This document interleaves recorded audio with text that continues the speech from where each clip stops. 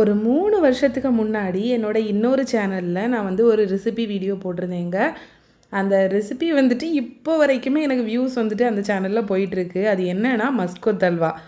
யூடியூப்பில் மஸ்கோத் அல்வா ரெசிபி தமிழில் கொடுத்தீங்கனாலே அந்த பெர்ஃபெக்ட் க்ரஸ்ட்டோட அல்வா செஞ்சு போட்டிருக்கிறது நம்ம ரெசிபி தான். அதை அன்னைக்கு செய்தது தாங்க. அதுக்கப்புறம் நான் இது வரைக்கும் செய்யலை. நம்ம சப்ஸ்கிரைபர் ஒருத்தங்க வந்து அந்த வீடியோ பார்த்துட்டு நம்ம கிட்ட வந்து கமெண்ட் பண்ணியிருந்தாங்க, அக்கா நீங்கள் மஸ்கோத் அல்வா சேல்ஸ் பண்ணுங்கள் அப்படின்னு. ஆனால் இது சேல்ஸ் பண்ணுறதுக்கெல்லாம் சான்ஸே இல்லைங்க. ஏன்னா அவ்வளோ கஷ்டம் இதோட ப்ரொசீஜர். நான் இருந்தாலுமே செய்து ரொம்ப நாள் ஆகுதுன்னு சொல்லிட்டு திருப்பியுமே ட்ரை பண்ணினேன். ஒரு துளி கூட நம்ம இந்த அல்வா பண்ணுறதுக்கு நெய், எண்ணெய் எதுவுமே தேவை கிடையாது.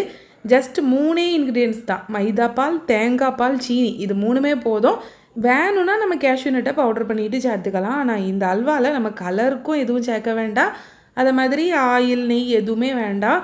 பட் நான் என்ன பண்ணினேன்னா கொஞ்சமாக சுகர் வந்து கேரமல் பண்ணிவிட்டு இதில் சேர்த்துருந்தேன். நம்ம இப்போ நிறைய குவான்டிட்டியில் பண்ணுறோன்னு வச்சுக்கோங்களேன், கேரமல் பண்ணி சேர்க்க வேண்டாம்.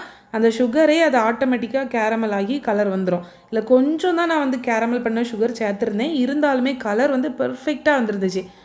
அதுக்கப்புறமா இப்போ தான் யோசிப்பீங்க அதுக்கு மேலே அந்த க்ரஸ்ட்டை காணுமே அப்படின்னு. இந்த அல்வா பார்த்திங்கன்னா செய்யும்போது அந்த க்ரஸ்ட் இருக்காது. இதை செய்து நம்ம ஒரு 6லேருந்து 8 மணி நேரம் அப்படியே வச்சிட்டோன்னா மேலே அந்த க்ரஸ்ட் வந்து சூப்பராக வந்துருங்க. வீட்டில் இருக்கவங்க பொறுமையாக இருப்பாங்களா? இது செய்து ஒரு 2 மணி நேரம் தான் ஆயிருந்துச்சு. இருந்தாலுமே அந்த க்ரஸ்ட்டு கொஞ்சம் நல்லாவே வந்துடுச்சு. அதுக்கப்புறம் கட் பண்ணி நாங்கள் வீட்டில் எல்லாருமே சாப்பிட்டுட்டோம். டேஸ்ட்டு வந்துட்டு அவ்வளோ சூப்பராக இருக்குங்க. கடையில் வாங்குகிற மஸ்கோத் அல்வா பிடிக்கும்னா கண்டிப்பாக இதை ட்ரை பண்ணி பாருங்கள். எப்படியும் ஒரு 1 மணி நேரம் 1.5 மணி நேரம் ஆகிரும். மற்றபடி இதில் எந்த டிஃப்ரென்ஸுமே இருக்காது. கடையில் வாங்குறது மாதிரியே தான் இருக்கும். வெயிட் பண்ணுங்கள். நீங்கள் யோசிக்கிறது எனக்கு நல்லா புரியுது. கையில் எப்படி இவ்வளோ எண்ணெய் வந்துச்சு, நீ தானே ஆட் பண்ணன்னு தானே நினைக்கிறீங்க. இல்லை, நம்ம தேங்காய் பால் சேர்த்துருந்தோம்ல, அந்த தேங்காய் பால் வந்துட்டு இப்போ தேங்காய் எண்ணெயாக ரெடியாகி அந்த அல்வா வந்து அதுலேயே நல்லா சூப்பராக குக்காகி ரெடியாகி கிடைக்குங்க. லாஸ்ட்டு பார்த்தோன்னா நம்ம எண்ணெய் சேர்த்தது மாதிரியே இருக்கும். அவ்வளோ எண்ணெய் இதுலேருந்து பிரிஞ்சு வந்துருந்துச்சு. டைம் இருந்ததுன்னா கண்டிப்பாக அல்வா ட்ரை பண்ணி பாருங்கள். ஆனால் கண்டிப்பாக நான்ஸ்டிக்கில் பண்ணக்கூடாது. பாய்.